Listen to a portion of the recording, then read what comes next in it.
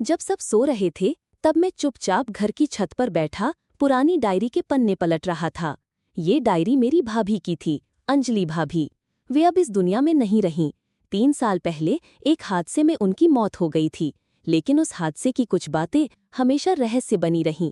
भाभी के जाने के बाद से माँ अक्सर कहा करती थीं कि उस रात कुछ तो गड़बड़ थी, लेकिन सबने उन्हें चुप करा दिया था। अंजलि की आत्मा को शांति दो, सवाल मत उठाओ। पर मैं नहीं मान सका। आज जब डायरी के पन्ने पलटे तो एक पन्ने पर कुछ अजीब लिखा था। अगर कभी मेरा मांग टीका गुम हो जाए, समझ लेना वो कोई इत्तेफाक नहीं होगा। मेरे कमरे की खिड़की के पास वाली दीवार पर निशान देखना। मैं सहर गया। भाभी का मांग टीका, वो जो वे हमेशा बड़ी श्रद्धा से पहनती थीं, उनकी शादी की पहली निशानी। उनकी मौत वाली रात वो टीका नहीं मिला था। सबने समझा होगा कहीं गिर गया होगा, लेकिन अब ये डायरी कुछ और ही इशारा कर रही थी। मैं सीधा भाभी के कमरे में गया। 3 साल से वो कमरा बंद था, बस साफ सफाई के लिए कभी कभी खोला जाता। मैं दीवार के पास गया। वही खिड़की, वही पुरानी सी दरार, और उसके बगल में एक हल्का सा खरोच, जैसे किसी चीज से दीवार को कुरेदा गया हो। मैंने दीवार पर थपथपाया। खालीपन की आवाज आई। मुझे यकीन हो गया कि वहां कुछ है। पापा की पुरानी हथौड़ी लेकर मैं दीवार के उस हिस्से को तोड़ने लगा। थोड़ी ही देर में एक छोटा सा गुप्त कक्ष निकला और उसमें एक छोटी सी डिब्बी। मैंने उसे खोला। अंदर वही मांग टीका था, खून से सना हुआ। अब ये महज भाभी का गहला नहीं था, ये सबूत था कि उस रात कुछ भयानक हुआ था। मैं डर के मारे कांपने लगा, लेकिन तभी पीछे से किसी की आहट सुनाई दी। मैं पलटा तो देखा, हमारी नौकरानी शीला खड़ी थी। उसकी आंखों में अजीब डर था। भैया, आपने ये टीका कहाँ से निकाला? उसने कांपती आवाज में पूछा। इस दीवार के पीछे से, भाभी की डायरी में लिखा था। तो जानती है कुछ उस रात के बारे में? वो एक पल चुप रही, फिर बोली, भैया मैं अब और नहीं छुपा सकती। उस रात मैंने देखा था। अंजलि भाभी अकेली थीं घर में। भाई राकेश ऑफिस टूर पर थे। माँ पापा किसी रिश्तेदार की शादी में गए थे। मैं हॉस्टल में था, बस शीला ही घर में थी। रात के करीब 11 बजे भाभी की किसी से जोर जोर से बहस हो रही थी। शीला ने चोरी छुपे देखा, वो इंसान कोई और नहीं बल्कि भाई राकेश का बचपन का दोस्त और बिजनेस पार्टनर विशाल था। भाभी चिल्ला रही थीं, तुमने मुझसे झूठ बोला, तुमने राकेश को धोखा दिया और अब चाहते हो मैं चुप रहूं। विशाल ने कहा, अगर तुमने मुंह खोला तो ये मांग टीका तुम्हारे सिर पर नहीं रहेगा। फिर अचानक उसने उन्हें धक्का दिया। भाभी का सिर दीवार से टकराया, खून बहने लगा। वो गिरी तो विशाल ने उनका मांग टीका निकाल लिया और खिड़की के पास की दीवार के पीछे छिपा दिया। शीला डर के मारे कुछ नहीं कर सकी। विशाल ने भाभी की नब्ज देखी, वो मर चुकी थी। मैं डर गई थी भैया, शीला रो रही थी। मैंने कुछ नहीं कहा, लेकिन अब आपको सच पता चल गया। मैंने उसी वक्त पुलिस को फोन किया। विशाल को गिरफ्तार किया गया। उस मांग टीके पर भाभी का खून और विशाल की उंगलियों के निशान थे। 3 साल बाद भी सबूत जिंदा था। भाई राकेश टूट चुके थे। उन्होंने कहा, मैंने कभी सोचा भी नहीं था कि जिसे मैं सबसे ज्यादा भरोसेमंद समझता था, वो ही मेरी जिंदगी की सबसे बड़ी बर्बादी का कारण बनेगा। भाभी का मांग टीका, जो कभी उनकी पहचान हुआ करता था, अब न्याय का प्रतीक बन चुका था। आज भी जब कभी मैं उस कमरे के पास से गुजरता हूँ, मुझे लगता है कि भाभी मुस्कुरा रही हैं, जैसे कह रही हैं, अब मैं सुकून में हूँ। मेरा टीका अब सिर्फ गहना नहीं, मेरी आवाज है। मुझे लगता था कि अब सब साफ हो गया है। शीला का बयान, मांग टीका, विशाल की गिरफ्तारी, लगता था कि अंजलि भाभी को आखिरकार न्याय मिल गया। लेकिन सच्चाई इतनी आसान नहीं थी। विशाल की गिरफ्तारी के 2 दिन बाद पुलिस इंस्पेक्टर ने मुझे बुलाया। आपको कुछ दिखाना है, उन्होंने कहा, और एक सफेद लिफाफा मेरी ओर बढ़ा दिया। लिफाफे में एक पुराना फोटो था। अंजलि भाभी किसी आदमी के साथ खड़ी थीं। दोनों बहुत करीब लग रहे थे। फोटो देखकर मेरे पैरों के नीचे से जमीन खिसक गई। ये कौन है? मैंने पूछा। हम भी पता लगाने की कोशिश कर रहे हैं, इंस्पेक्टर ने कहा। फोटो भाभी के कमरे में अलमारी की छत के नीचे मिली, शायद जानबूझकर छुपाई गई थी। मैं उस फोटो को बार बार देख रहा था। आदमी का चेहरा थोड़ा धुंधला था, लेकिन आंखें पहचानी सी लगीं।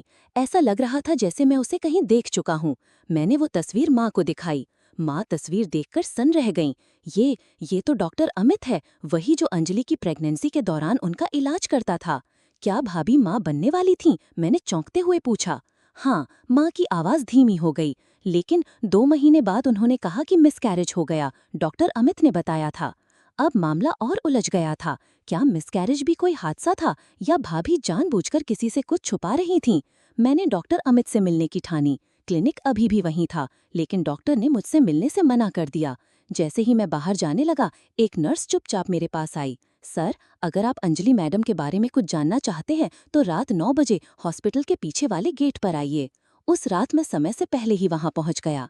नर्स आई, थोड़ी डरी हुई लग रही थी।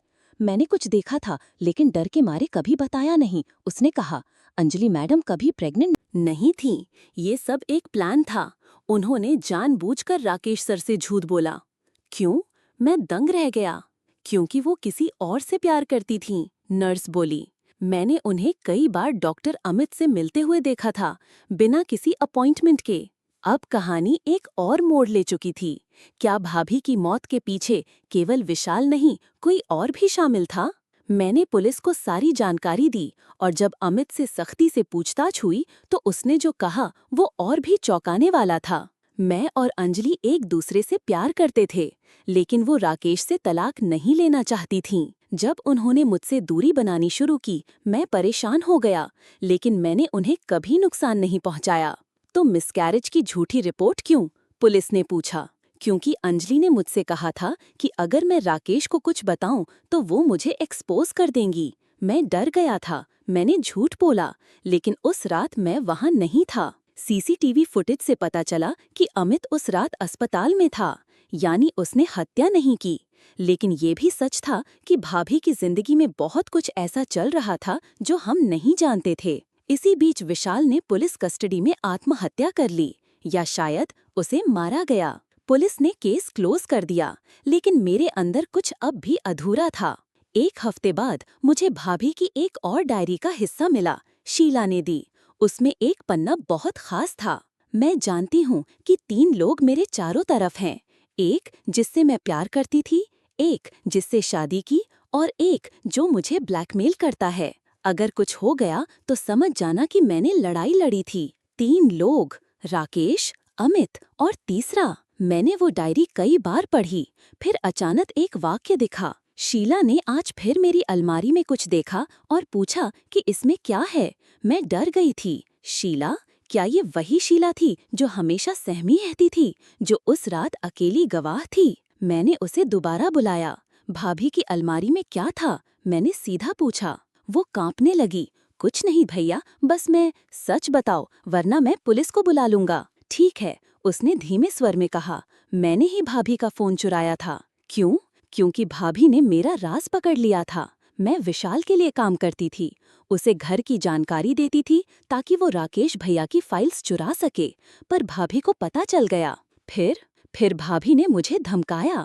उसी रात मैंने विशाल को सब बताया, लेकिन जब भाभी मरी मैं वहीं थी। मैंने देखा कि विशाल भाग गया, लेकिन भाभी अभी मरी नहीं थीं।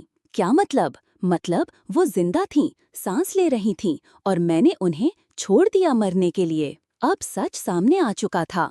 भाभी की हत्या किसी एक ने नहीं, तीनों ने मिलकर की थी। किसी ने धोखा दिया, किसी ने फंसाया और किसी ने मरने दिया। आज भी जब मैं उस मांग टीके को देखता हूँ तो वो केवल सोने का गहना नहीं लगता, वो भाभी की चीख है जो अब भी दीवारों में कैद है। और सबसे अजीब बात, उस दिन जब मैं कमरे की सफाई कर रहा था, खिड़की अपने आप खुल गई। हवा नहीं थी और खिड़की जाम थी, और वहां उसी दीवार पर हल्की सी लाल बिंदी का निशान, जैसे किसी ने फिर से वहां सिर झुकाया हो।